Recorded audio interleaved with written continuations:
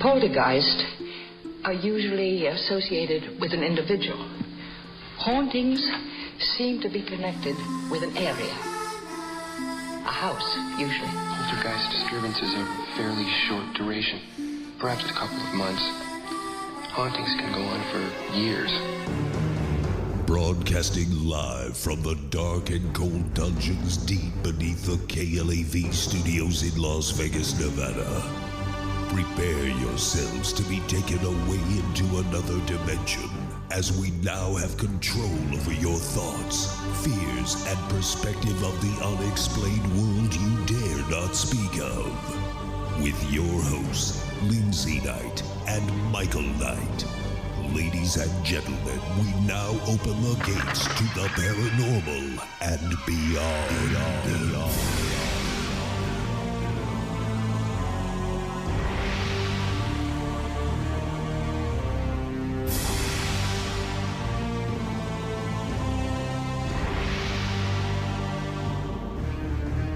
Broadcasting live from the KLAV studios in Las Vegas, Nevada, this is the Paranormal and Beyond. According to Christianity, the Rapture is an end-time event when born-again Christians will be caught up and literally lifted into the air to meet Christ in the sky. Many believe that this will happen unexpectedly, and in that moment, those who have repented would suddenly rise from their cars or wherever they stand. At some point after the rapture, it is believed that Christ will begin a 1,000-year reign of peace upon this planet. In a moment, author and playwright Jualt Christos will be sharing his stage play entitled The Rapture of Christos, based upon true events of his life, on which Jualt had received visions from God telling him that he is the resurrected Jesus Christ and had to tell that to the world. Jualt Christos and The Rapture of Christos will return right here on the Talk of Las Vegas, KLAV 1230 AM. Your ticket to the unknown is at KnightsParanormalResearchSociety.com. UFOs, ghosts, aliens, hauntings, mysterious places, and more can be found at KnightsParanormalResearchSociety.com. Knights with a K, ParanormalResearchSociety.com. Based out of Las Vegas, Nevada, Knights Paranormal Research Society is owned and operated by the renowned brother and sister team of Michael and Lindsay Knight. Seeing is believing. And at KnightsParanormalResearchSociety.com, you're going to believe.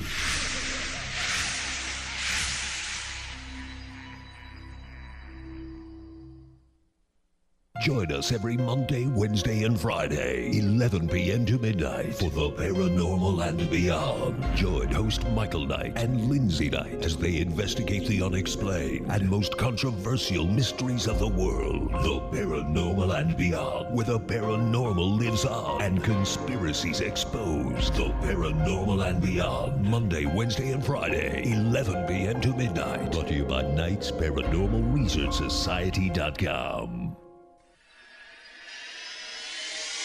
Just because you've seen it in the news doesn't mean it's real. So you're telling me you got physically attacked by a ghost? Like I can tell you right now, I believe in the paranormal more than I believe in our government. There are so many mysteries out there that are still yet to be explained.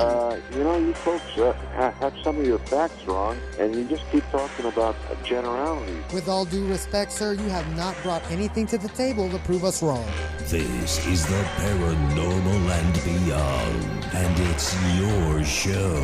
Call us at 731-1230. Here again, Michael Knight and Lindsay Knight.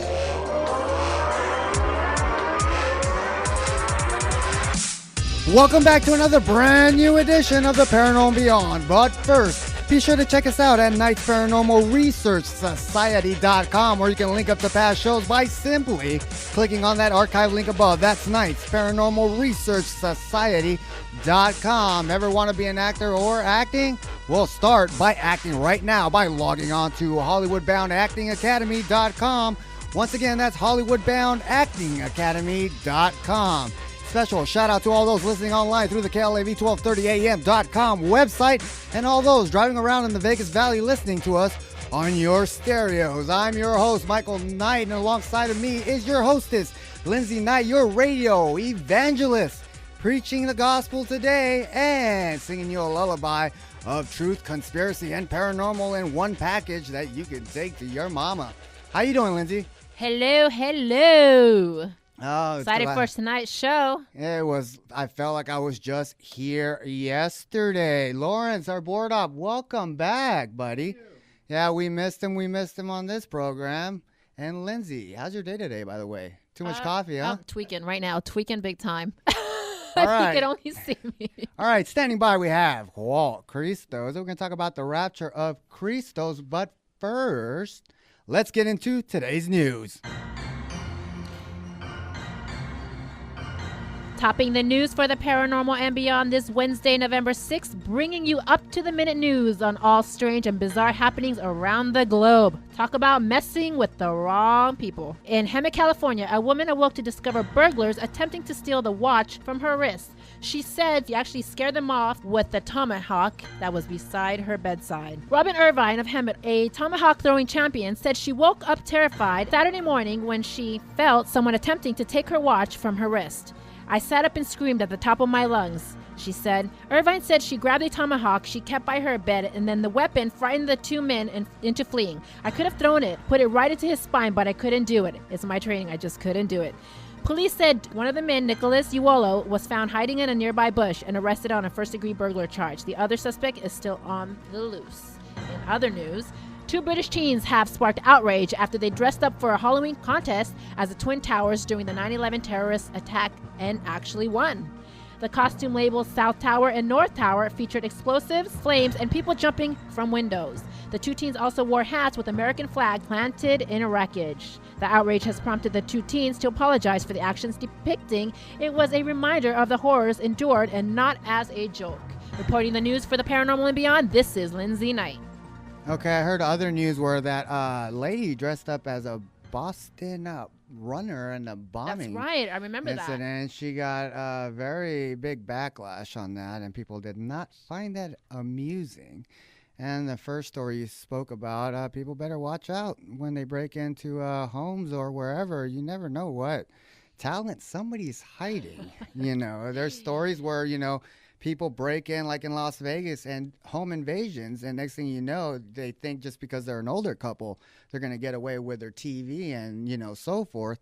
Next thing you know, they're getting shot by a Mossberg shotgun by a sure-shot old man. Oh, yeah. Who was a marksman in the United States Navy. All right, let's get into our main topic and introduce you to our special guest. Author and playwright Jualt Christos began to experience the blessings or bane of being touched by God, being given visions that had sound and picture and were mostly educational as a child.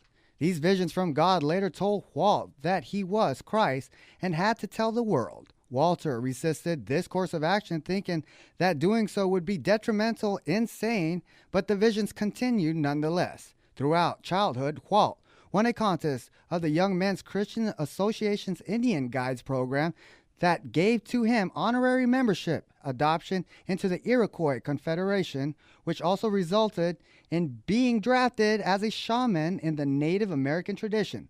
Later, in a realm of weather modification or atmospheric manipulation, Walter was tested in 1981 and in 1982 by the physics discreditor James Randi, who agreed that if Walter could produce specified weather conditions in areas and times designated by James Randi himself, 4 out of 5 times that James Randi would agree that Walter displayed an ability to influence weather. Of Randi's 33 requests, Walter got 31. Walter later became known as a psychic via media as Jualt Christos, or as Jualt R. Christos, a name he has kept from some time being of his written material with metaphysics. There came a time when Jualt decided to pursue the course of action allegedly directed by God, and Jualt took notes of what occurred when he did so. These notes became book 1 of the Life of Christos series and formed the book came to the stage play known as the Rapture of Christos, on which is based on actual events of Jualt's life.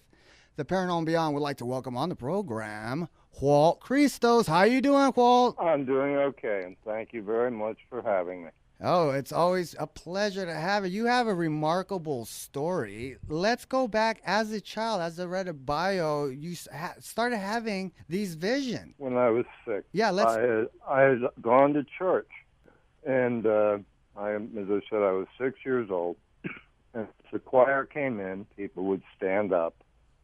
And when I stood up, I was hit by a bright white light, and the words said, "You are Christ," and I was knocked out.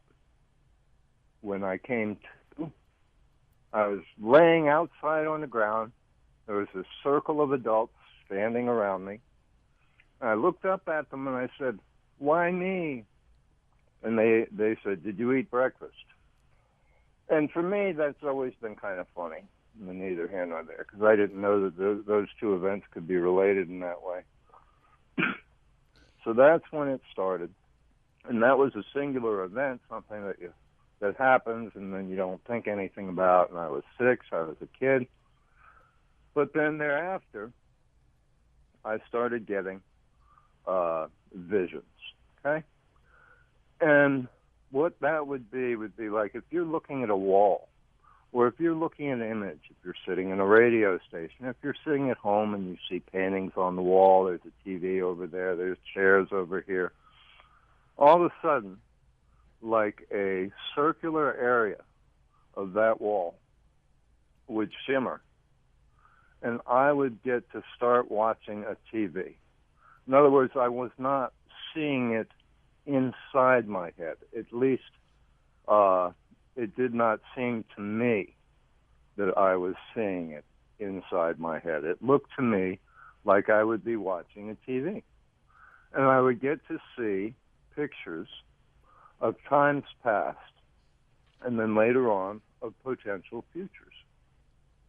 And there would be a voice that would explain to me, it would be like a narrator, okay? Except that I could ask questions and receive answers. So this was an interactive experience. It wasn't as if I was watching something that was pre-programmed. And I asked, at different times, who was sending this to me, all right? Who is the sender of this stuff, right? And the only answer I would get would be, "I am God." Right? So I happened to be in a unique situation in my childhood. I was somewhat at the top of the world in some ways, but I was also kind of isolated in others. I lived on an island. I had what might be described as an abusive situation. And so for me, these visions in some way were comforting. They were nice. They were entertaining. They made me feel special, right? And it didn't impact my life. It added to my life. And it really wasn't a problem. Then later on, as I approached my teen years, they started coming back to say that I was Christ, and I had to tell that to the world. The vision said that I would have to be somewhat homeless, that I'd have to walk around among the people. One of the visions was I'd have to be barefoot in New York City. That's what I saw. And I was actually kind of horrified by that idea. And what I wanted was to go to college and to get a job and to have a normal life. Okay? And so I declined to do what I was being told or requested. The way I put it is it was requested, okay? But it was repeatedly requested. And I was told that if I didn't go forth, that the judgment upon humanity would be for Armageddon, that this civilization would be judged to be uncivilized, and that it would be reduced to rubble, so that we could start again and maybe do better next time. Okay? So initially, I suggested a compromise. I said, let me write a book, okay? And let that book go out among the people. And I figured, well, maybe I could live on income from the book. And the book would carry the messages that I'd been told. And so then it would go out among the people and would do everything for me. And it seemed to me that God agreed to that compromise. And I guess I worked on that book, which I called Basic Earth Reality, for about 3 years, maybe 5 years. And during that time, I might have had one vision. Okay? And then I finished the book, and I figured, oh, good, now I'm done, right? And I was walking down the street on Truman Avenue in Key West, Florida, where I lived at that time. And as I was walking by a big church, it was Mary, Star of the Sea, a big Catholic church on Truman Avenue, I was hit again with another big vision. It said basically that this was like my last chance to accept this path, and that things had not changed, that I had not done enough to nudge humanity away from destruction, and that unless I accepted this path, Armageddon would come. And I guess I saw like two fingers pushing two buttons and missiles coming, and I saw massive war. I saw dead bodies everywhere. What I saw was destruction. It wasn't good, right? And so then I agreed that I would go forth into the world and say I was Christos. This is another compromise. I said that Christ to me seems to be a title, okay? And it's not a name. And so I went with Jualt Christos, and I went into the world as Christos. And since then, I have kept notes, a lifetime of notes, of my interactions with the world as Christos. And in this way, I hope to give the people something to study. I also felt that simply saying that I am here is not really enough. I mean, I wanted to do something that would be of value, that could help people as individuals, as groups, as nations, something that everybody could learn from and to be of benefit to our world and to people in some way. Okay? And so that's what I've done. Now, the stage play, The Rapture of Christos, is based on that first 3-month period. And as you said, it's actual events. I went to a Catholic church. I asked 2 different priests. I said, am I being sinful or suicidal? And, you know, in a Catholic view, doing something suicidal is sinful as well. And I wanted to know if I was being sinful or suicidal by doing what I was doing at that point. You got to understand, too, that Key West is a small island. It's 2 miles by 4 miles. It's shaped like a peanut. And so I would walk the edge of that island. And as I walked the edge of the island, I was thinking that I was sending my spirit to circle the globe and to let sensitives, people in tune, know that I was here. I also, in Native American tradition, was perhaps living what's called a vision quest. Okay?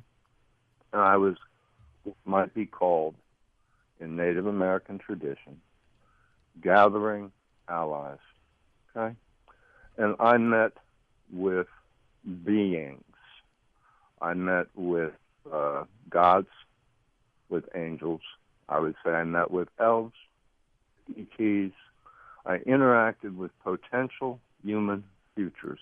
And I hit a realm that I would call a timeless realm. And the best way to describe that is that anybody in any place can connect to each other through a timeless realm. Okay? It's sort of like if you pop your head through a sheet, and there are other people with their heads popped through that sheet, and they might be in a different time period. I connected with them. At any rate, when I went to the Catholic Church, there was two things that happened. One was one priest he told me that if there was a second coming, that it didn't concern Catholics because they'd been saved by the first one. And that I should sober up and get a bath, and just if I would go away, it would all be very nice. Okay, so I said fine. But that one sent me to a second priest. And I asked him if he knew anything about the ancient mysteries. Did he know the expectations of peoples through time? All the different little spots that I would have to touch and all that wonderful stuff. And what he said to me was that if I was doing God's will, then I was not in sin. And he also gave me what I called the gift of wonder, because he said he would leave his mind open to the possibility that it could be so. And what this resulted in was apparently he told his parishioners about me. Now, Key West is an island, and along the edge of that island is a road. And between the road and some places beach and some places sea is a sidewalk. So I would walk the sidewalk on the edge of that island. And people started to line that seawall, standing up in groups, or staying parked in their cars, and they would honk at me and wave as I circled the island. And it actually became kind of a big thing, and I was somewhat known. And for a while there, a police car sometimes every now and then would kind of follow me around. I thought that might be protective. And so it was wild. It's both serious and it's light. Okay? So there's a lot that I have done in my life now, but there's more that I have done with my life for later. Walt, I got to ask you this. Were you very apprehensive prior to seeing your vision and being told what you were told to come out? What was the length of your wait before finally coming out and accepting it? Well, I've got two answers. You can either count it from when I was 6 and I thought it was amusing, to when I was a teen, and I said, no, I'm not going to do this. Thank you very much for thinking of me. And from when the compromise came, which must have been when I actually did go to college, to 3 years to 5 years when I wrote that book. Okay? And I was surprised when the vision came, because I had thought that I had a compromise where I would not have to go forth into the world. But I think essentially part of what I was doing was learning about the world, which was very important. When I first started out, I said I have slept long and studied poorly, meaning that other than telling people, look, I'm doing what God told me to do, and, I'm Jualt Christos, I really had nothing to relate to people, nothing but other than that. And to me, that's halfway hollow. All right? I also said that God would show people some truth to what I say. When I was in Key West, I had a lot of what I called bounce. And when I accepted myself as Christos, I became very, very energized. I felt electric. And bounce is when someone says something to you, and the energy from you then goes back and makes that thing occur. It's like a tennis ball. They hit something to you, and you hit it back. And I believe that since I was carrying so much energy, that it caused a lot of bounce. All right? There were different things that happened. I had a job working in a kitchen, and one of my tasks was to clean the kitchen floor. Okay? And there's a joke that, okay, here I am to save the world, and I started out by cleaning a floor. Okay? It was a solid floor and a tile floor, and when I scrubbed it, it warped. I mean, the whole floor warped. It became wavy. Okay? I was in a dance bar, and it had mirrors on two sides, and there was an incident in that bar. And I guess there were many incidents, but one was I was treated to some hate or to some scorn and ridicule that came my way. And the bounce was that the mirrors on all three sides all cracked. They were individual pieces rather than being one big mirror. Panels, I guess is what you would call them. So there were panels, and every single panel cracked. It was like lightning bolts in the glass. Okay? So there were what I would call physical manifestations. So one of the things I did was I renounced my Godhead. Okay? And I said I would try to go forth as a normal human being. Okay? And this didn't do anything to my being Christos or to what I could do as a normal human being. But it took those huge energies, let's say being God-like, off of my person. And part of the way that I did this was I asked God to let me do weather, which is traditional for a Native American shaman. All right? And so I started taking requests. And Key West, being a little island, barely above sea level, I think it has one hill that's 6 feet above sea level, is extremely concerned or aware of hurricanes, because one big wind could really sweep a lot away. And there were local psychics and scientists who, at that time, had gotten a lot of media attention saying that Key West would be wiped out. So I went to the local media, and I said that I would seek to use my abilities to protect Key West from the eye of a hurricane. And I also expanded my territory to what I called my primary area, and that is any place that I have been, so that I can accurately see that place in my own mind, in my memory of it, so that I can touch it within myself. Walt. And that, yes, sir. Walt, we're going to take a quick break. We're at the bottom of the hour, but we're going to continue on with your testing of the weather modification when we turn right here on the Talk of Las Vegas, KLAV 1230 AM. Don't go away. The Paranormal and Beyond continues in a moment. Join us at 731-1230. Your ticket to the unknown is at KnightsParanormalResearchSociety.com. UFOs, ghosts, aliens, hauntings, Mysterious places and more can be found at Knights Paranormal Research Society.com.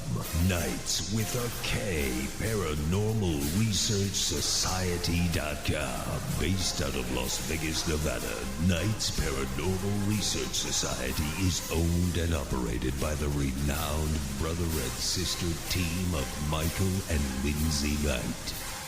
Seeing is believing. And at Knights Paranormal Research Society.com, you're going to believe.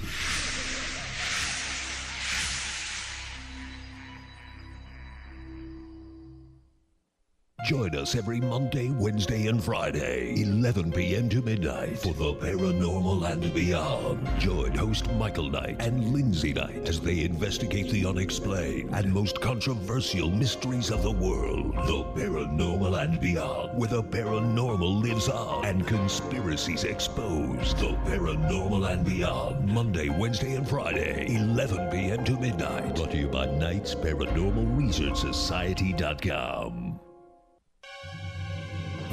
Be a part of Paranormal and Beyond. Call us at 731-1230. Here again, Lindsay Knight and Michael Knight. All right, welcome back to the program. If you're just tuning in to the Paranormal and Beyond, we are talking with Jualt Christos about the Rapture of Christos.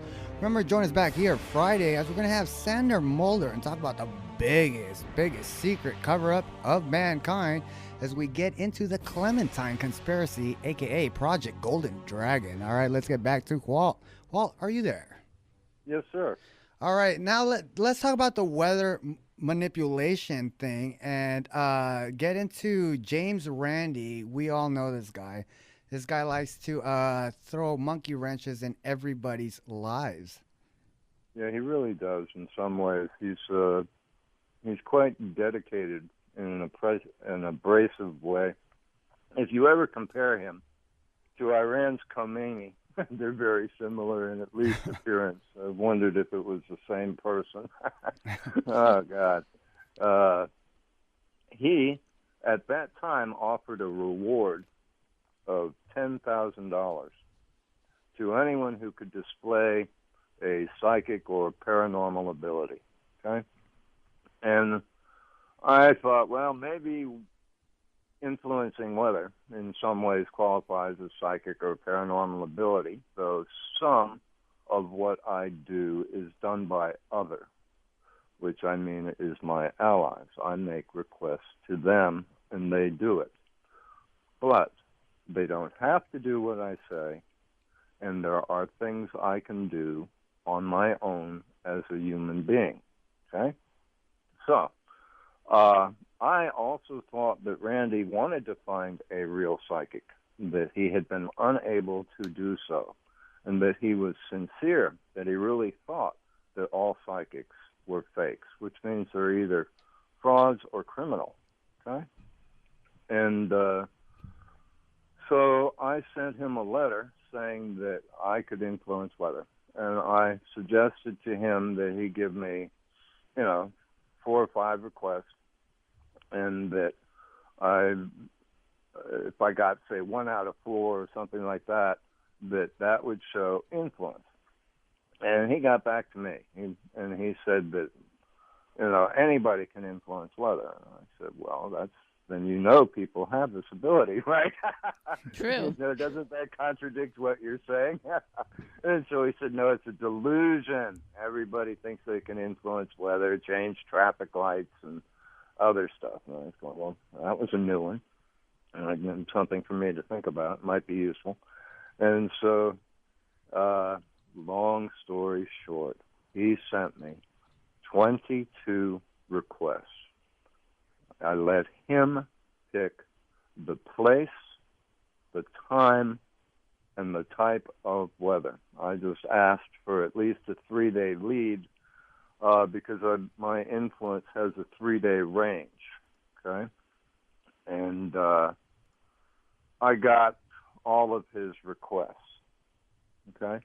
The Palm Beach Post newspaper a writer for that newspaper helped to set up this test.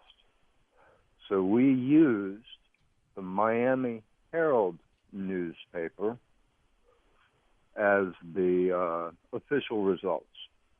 The Miami Herald newspaper was not informed about the test. They knew nothing about it, which scientifically for an experiment is proper. That meant that what they reported would have nothing to do with this test. They would not be seeking to alter their reports either in favor of the results or against the results. They would just be reporting weather as they normally do. And we agreed to allow the Miami Herald weather reports to be the actual weather. Okay? That would be what was the official result. So he gave me 22 requests, and I got all 22. I sent him, he wanted, on my end, I was to send him the weather reports and the results when it was all done. And I did, and I thought he would be so happy to know that, I was so naive. I'd already started to experience his tone. His tone is very abrasive, very demeaning, very critical. And I figure he's using his will to try to interfere with the ability of any psychic he's testing. So he's testing more than just the existence of an ability. He's actually interfering with these tests in his own way to try to get that psychic to fail. Well, to debunk him, basically. Yeah, he's a debunker. And I got all 22 of his requests, and then I didn't hear from him. And I take it you didn't even get the $10,000 he was offering. No. But then our area sort of started to flood, and my friends got in touch with the newspaper and tried to get in touch with Randy, and the newspaper tried to get in touch with Randy. And after a period of time, I think 3 to 5 months, I'm not sure, okay, I'm not certain. But then he did get back in touch with me.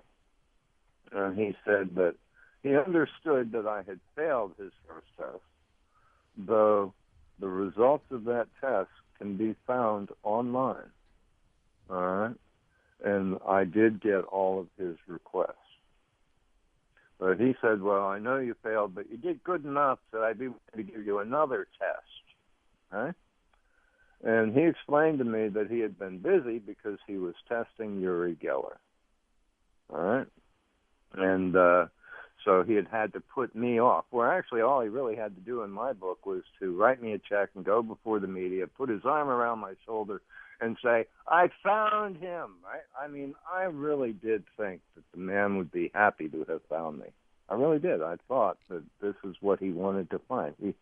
And so I have said that I am the only psychic that I know of who has passed his test. But truth could be that others might have also passed his test. And when that man says that all psychics are frauds or fakes, he knows better. All right? That man is lying. He's being slanderous, and he is hate-mongering. All right? He is, because he himself knows better. All right? So to some degree, what he's doing is a shame, and it's also shameful that media will give him attention anytime he burps. Okay? And through the years, whenever media has given him attention, the man was paid $275,000 by the John D. and Catherine MacArthur Foundation to thank him for the work he does in our world. All right? Now, I can see that maybe he does public service by helping to protect our world against fakes. But I think that he should also mention the fact that there are some genuine, sincere, good, decent human beings who are real psychics And I don't think being a psychic is an easy thing for people. People have to learn to cope with their own ability. They have to face derision. At any rate, that's how it went. He gave me another 11 requests, and I think I missed 2. Okay? I haven't gotten to that point in my typewritten notes, which I am in a process of making into digital or PDF versions, because I really, really, really need a competent literary agent or a reputable publisher. I have found myself rejected time and time again by those people. And as I said, right now I have the Rapture of Christos, which is a stage play based on Book 1. And it is available. You can find it online. Walt, how much ridicule and negative feedback did you get once word came out that you were Christos? I'm sure you got a lot. I've gotten a lot, and I've also had friends. It's a mixed bag, all right, in that I've been very fortunate to be competent, hardworking, decent, intelligent, compassionate, all the wonderful things that have allowed me to have value to people outside of work, so I've had friends, and at work, so that I have been valued as a worker. And I've tried to keep knowledge of my being as Christos outside of my jobs and outside of my world, all right, to some degree. I have been online as Walt for decades, and I did a metaphysics forum called A Forum with No Name, which at one point had 6,000 members, and that was for anyone involved in metaphysics. And so the worst that's ever happened, per se, was that there was a Christian protest at one of my workplaces where they're that's not a good thing. Walt, do you have any metaphysical abilities by any chance, or is it just the visions that you see? Well, I can influence weather. That's one thing. I have some radars, but mostly I'm a projector of vibrations rather than a receiver of vibrations. I can influence for things to occur, but it is my preference to respect free will. In other words, I don't want to hurt people. You know what I mean? Oh yeah. See, it's great to hear you're very humble about this and stuff like that. And but I'm sure the ridicule with James himself trying to debunk you. I mean, how is people in Florida taking it? Well, I think some of them were scared of me, and to some degree that could be protective. Remember, every year I issued a hurricane protection pledge to the media, saying I would protect the places I had been. And that was, say, from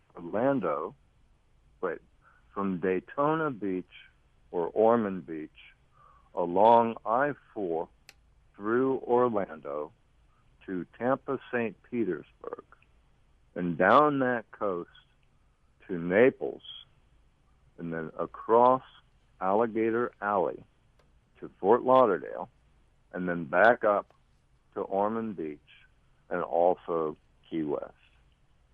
All right?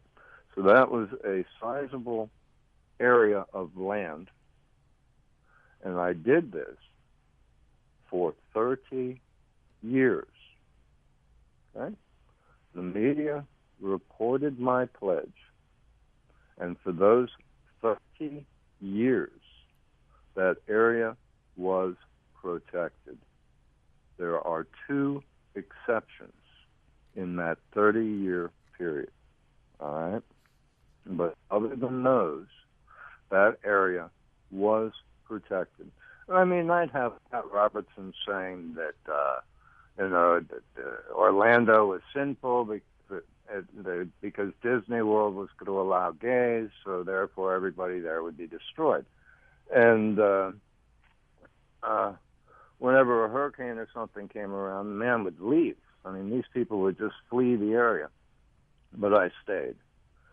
And I think that in itself is something that psychics or scientists should have been willing to study.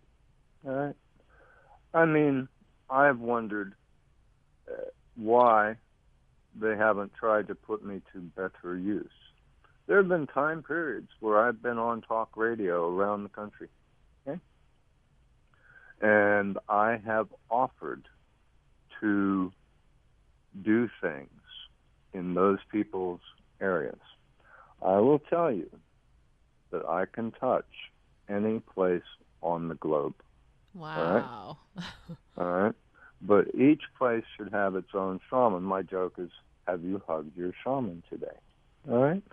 And sometimes I think that when an area is having really bad things weather-wise or of nature, that perhaps that shaman is experiencing some bad times. And I don't want to reward the people who are hurting a shaman by doing something to cover that area. Okay? The shaman system is first low on a village level, where the shaman would sort of be on the outside of the village and live as a hermit. I live as a hermit. I am not seeking a group. That has been a government concern. I'm not seeking a group, okay? And when things are good for the shaman, then the weather is beneficial and the tribe gets what they need. And when things go bad for a shaman, then the weather can be bad. So either knowing who the shaman is or not knowing, in which case then it's all very natural, and the shaman is treated like people would treat anybody else. So if they inadvertently, in their normal way of life, are nice to this person, then good things happen. And if they, in their normal way of life, are nasty, then bad things happen. Okay? Then there's another level, which I call shamas, which is S-H-A-M-M-A-S. So some people only spell it with one M, and that's a Hebrew word. And the Hebrew belief is very much like the Buddhist belief, and it says that there are, at any time on the planet, 33 to 37 shamas. And these are the same way that you have one little shaman with one little village. If you start taking all the shaman here and there, and they become a village, and that village has a shamas. And so on the planet, there are 33 to 37 of these. And this is what in Christianity is referred to as the elect. Okay? So, I know I've digressed from wherever we were. Well, I gotta ask you this. Okay, being Jualt Christos, what is the message here that at the end result? I mean, what are you trying to portray for people? Like, what do you want them to take with them? I guess I've taken one thing from Jesus and one thing from Buddha. And I view them both as manifestations of Christos. I don't think that it was a solitary thing, and I view it as a reincarnation kind of thing. At any rate, from Jesus, it's do unto others as you would have others do unto you. All right? And from Buddhists, it's be concerned with your own spiritual improvement, the wellness of community, and the wellness of world. A lot of people focus on themselves and then forget about community or world, or they focus on community and forget about world and self, or focus on world and you know what I'm saying? It's all three have value. And I believe it matters. I believe in karma. I believe in dharma. And I believe that as people become more involved that they gain energies, and that we're coming to a point where the ability to be harmful, either scientifically or psychically, is going to become easier. And so therefore it is important just for humanity as a whole to care about these things. I would also say that maybe it's important to some to know that God cares, in my view. I 100% agree with you, that whole aspect. I feel exactly the same way. Yeah. I am no different as a human being in many ways than other people. The way I put it is I am special and unique, just like everyone else. Okay? We all have our aspects. We all have our limitations and flaws, and it's how we deal with them that counts, not that we have them. I don't believe in perfection as a final state. I believe that perfection is a process. I believe that perfect is not to be without flaws, which is how some people use it. And they say, you have to be perfect. If you're not perfect, you're not good. And that's not true. Everything has a mix. There's good and bad within all people, at least the potential, within all groups, within all things, within all groups of ETs. It's not like every ET is the same. It's not like every human is the same. It's like humans can have many nations, many agendas, many factions. So too can other groups. Do you find it more, in your own opinion, that in the society that we're living today, that vanity has taken over? Pretty much people are more concerned about themselves than helping other people. They're self-absorbed.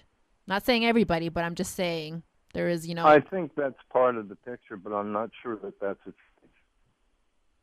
okay? Right. I think that with some of the problems that individuals think are growing, that hopefully what could be growing is the awareness of their problem rather than the problem itself. And in an individual's growing awareness of a problem, there can become hope for solutions to that problem. That the problem that an individual perceives could be the one that they are supposed to focus on, okay? Either in themselves or in our world, because that is the one that they have been gifted with. All right.